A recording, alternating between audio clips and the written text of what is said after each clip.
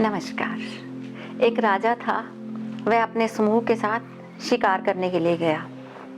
एक सुंदर हिरण के पीछे वह शिकार करने लगा और चलते चलते बहुत दूर निकल गया एक जंगल में। उसे कुछ दिखाई नहीं दे रहा था, पीछे साथी वगैरह कहाँ जा गई। आखिर एक छायादार पेड़ के नीचे अपने घोड़े को बांधा और वहीं बैठ गया। भूख और प्यास से व्याकुल हो रहा था। थोड़ी दूर उसे लकड़ी काटने की आवाज़ सुनाई दी तो उसने देखा एक युवक लकड़ियां काट रहा था। उस युवक के पास जाकर राजा ने अपना परिचय दिए बिना युवक को यह बताया कि उसे बहुत तेज भूख लगी है और प्यास लगी है। उस युवक ने जो भी घर से लाया था, खाना और पानी, आधा राजा को दे दिया और आधा खुद खा लिया। राजा की भूख शांत हो गई। अब राजा ने उसे अपना परिचय दिया कि मैं इस नगर का राजा हूँ और नगर का रास्ता भूल गया हूँ, मुझे नगर का रास्ता दिखा दो।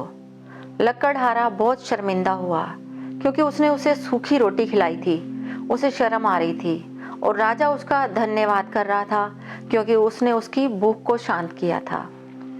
जब राजा को वो नगर का रास्ता बता रहा था तो राजा ने कहा, तुम्हें जीवन में कभी भी किसी चीज़ की ज़रूरत हो तो तुम मेरे पास आ जाना।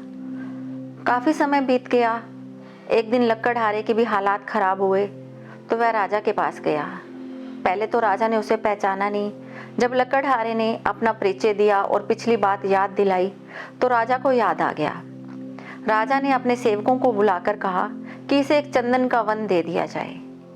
सेवकों ने लकड़हारे को एक चंदन का वन दे दिया। कुछ समय बीत गया। राजा को लगा कि जाकर देखते हैं लकड़हारे ने कितनी तरक्की की है। अब तो उसे चंदन वन दिया था। राजा गया लकड़हारे के पास, अपने एक साथी को भी साथ लेकर गए। देखा तो लकड़हारा एक सामान्य कुटिया में रह रहा है, साधारण सा जीवन जी रहा है। लकड़हारा बहुत खुश हुआ, उसके बच्चे भी बहुत खुश हुए। लकड़हारे से पूछा, बताओ कैसा चल रहा है? तो लकड़हारे ने कहा, जीवन बहुत अच्छा चल रहा है। जब से आपने मुझे ये चंदन वन दिया है उस दिन से तो मेरा जीवन और अच्छा हो गया है। अब मुझे बहुत ज़्यादा मेहनत नहीं करनी पड़ती।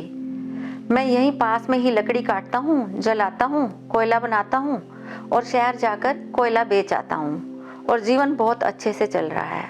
और अब केवल 8-10 पेड़ ही शेष बचे हैं। राजा को बहुत हैरानी हुई। राजा के साथ जो सेवक आया था, राजा ने उस सेवक से कहा, जाओ और उस पेड़ की छोटी सी लकड़ी लेकर आओ।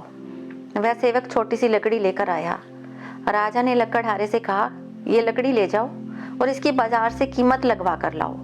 लकड़हारा राजा की तरफ देखने लग गया। उसको लगा राजा मजाक कर रहे हैं। उसने कहा, साहब इस लकड़ी को कौन लेगा? मैं तो लकड़ी जलाकर पूरी थैली बेचने जाता हूँ।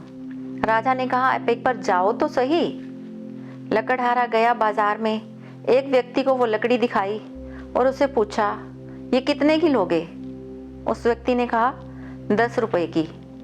लकड़हारा बहुत हैरान हुआ, ये क्या, 10 रुपए की तो मैं पूरी थैली कोयले की बेचता हूँ और इतनी छोटी सी लकड़ी के 10 रुपए दे रहा है। लकड़हारा किसी दूसरे व्यक्ति के पास गया, बोला, इस लकड़ी के कितने पैसे दोगे? उसने कहा, 20 रुपए।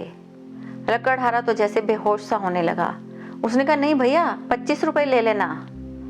अब तो लकड़हारा बहुत ही हैरान परेशान हुआ और उसे समझ आ गया, उसने वन नहीं अपना अनमोल खजाना जला दिया था। और हम क्या कर रहे हैं? हम भी यही कर रहे हैं। ये चंदन के पेड़ जो हैं, हमारे जो श्वास है, एक एक श्वास की कीमत बहुत ज़्यादा है और हम उनको कोयले की तरह से प्रयोग कर रहे हैं। हमें अपने जीवन को सफल बनाना है, चंदन को चंदन की तरह से प्रयोग करना है, अपने सांसों की कीमत को पहचानना है। हमें ये जीवन सार्थक करने के लिए ही नहीं मिला, बल्कि 84 के चक्कर से काटकर मोक्ष प्राप्त करने का साधन भी यही जीवन है। धन्यवाद।